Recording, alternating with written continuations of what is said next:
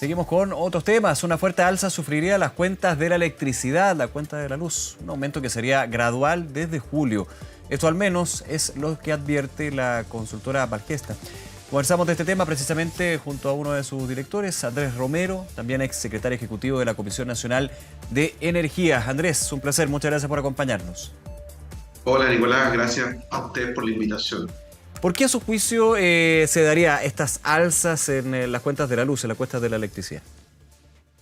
Sí, mira, bueno, lamentable comunicar estas noticias, pero el problema que tenemos es que desde el año 2019, desde noviembre del 2019, tenemos congelada la tarifa en el componente energía. Recién estábamos escuchando cuánto está el dólar. La tarifa que nosotros estamos pagando hoy día en nuestros hogares está calculada con un dólar de 640 pesos aproximadamente. Imagínate. Hoy día, durante todo este tiempo, entre el 2019 y ahora, el dólar ha crecido muchísimo. Y por lo tanto, no estamos reflejando adecuadamente el nivel real del precio de la energía de acuerdo a los contratos que se han suscrito para proveer suministro eléctrico. También el otro componente de la tarifa, que es el pago de la distribución de todos estos cables que nos llevan la energía eléctrica a las casas, no se ha actualizado, también está congelado desde el año 2019. No se ha actualizado la tarifa que correspondía al 2020-2024. Recién acaba de publicarse el viernes pasado el decreto correspondiente. Y el tercer elemento que forma parte de la cuenta es la transmisión eléctrica, todos estos torres de alta tensión que nos llevan la energía desde donde se genera a las ciudades.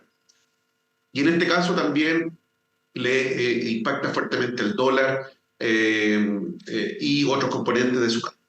En definitiva, los tres componentes que forman parte de la cuenta eléctrica van a subir. El que más sube es el componente energía y lo va a hacer en 3 periodos.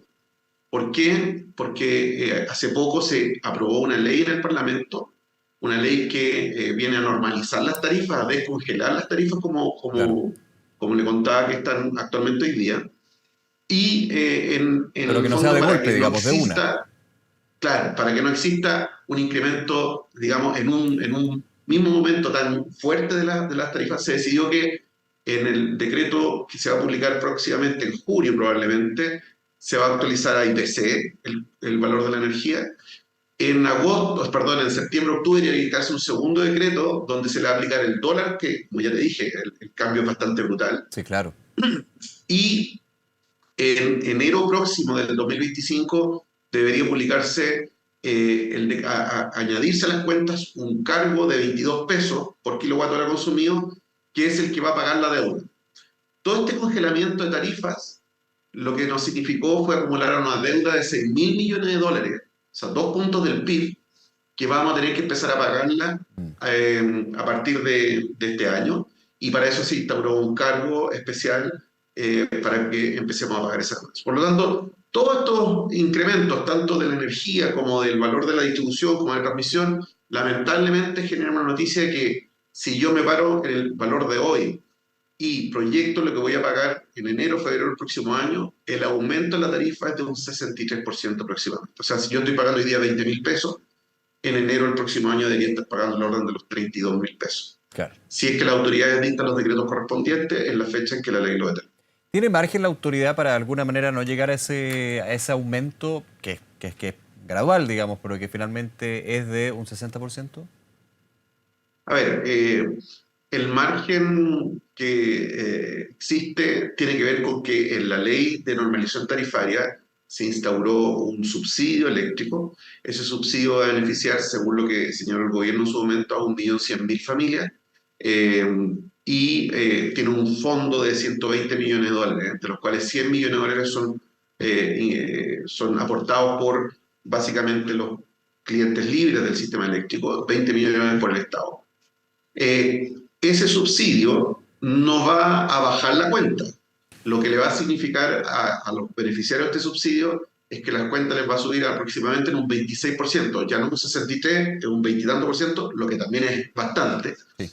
Y por lo tanto nosotros vemos que el instrumento que podría utilizar el Estado para efectos de morigerar estas alzas tiene que ver con aumentar los recursos fiscales que se han dispuesto para el subsidio, de tal manera de poder aumentar los beneficiarios y aumentar el monto del beneficio para de esta manera reducir el incremento.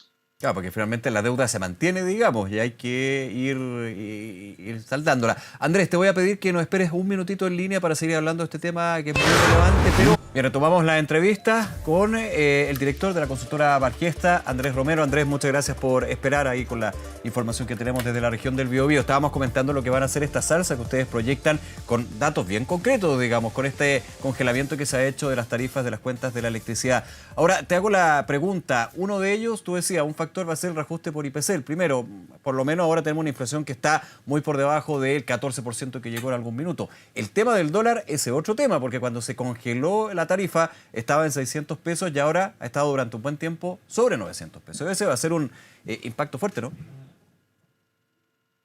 Así es. Bueno, pero como la tarifa estaba congelada, no se le aplicó el IPC durante todos estos años también. Ah, O claro. sea, tenemos una tarifa congelada en 2019 que hay que actualizarla al IPC que el fondo subió bastante, especialmente el año pasado y el anterior. Y hay que incorporarle el dólar. O sea, imagínate, si eran 600 pesos y ahora está 900 pesos, o sea, más de un 50% solo se explica por el alza del dólar. Pero además la cantidad de dinero que se acumuló en deuda es bastante alta. Y es por eso que yo creo que una primera reflexión también tiene que ser es que todos estos congelamientos tarifarios al final siempre son pan para hoy, hambre para mañana. ¿Sí? No obstante ser una muy mala noticia, creemos que el gobierno, de una manera muy seria, muy responsable, tomó la decisión de normalizar tarifas. La verdad, las cosas es que esto es una decisión inédita en la Que historia no de es una Chile. decisión políticamente fácil, pues. De hecho, es Ah, complejo, sabemos. Así es, una decisión muy compleja, pero la verdad las cosas es que era bastante insostenible seguir creciendo la deuda. 6.000 millones de dólares representan 2 puntos del PIB. Es mucho dinero el que se ha acumulado en esa cuenta y eso daña finalmente a los consumidores finales a la larga. ¿Por Claro. qué? Porque es un En daño, la perdona, última al licitación de sistema y suministro al cliente finalmente al consumidor regulado, final, ¿no? Ya que hay contratos de por medio, también hay que recordar. exactamente.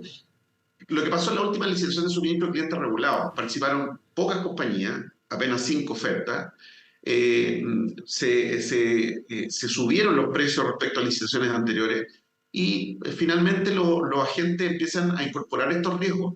Si yo me adjudico un contrato con distribuidora y en 3 años más o en un año más me van a nuevamente congelar la tarifa, bueno, le incorporo a ese precio ese riesgo, esa prima de riesgo, o derechamente no voy a esa licitación. Entonces, normalizar la tarifa era necesario, pero el alza es muy significativa, creo que realmente es un tremendo problema que va a tener que asumir el gobierno.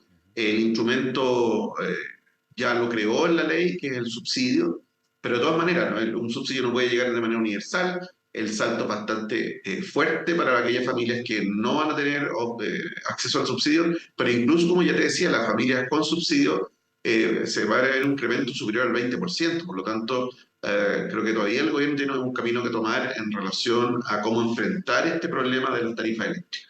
Ahora, por último, Andrés, desde el consumidor, el cliente final, ¿hay ciertas recomendaciones para alguna manera moderar el impacto que puede ser esta alza, parcelada, pero alza al fin y al cabo, de las cuentas de la luz?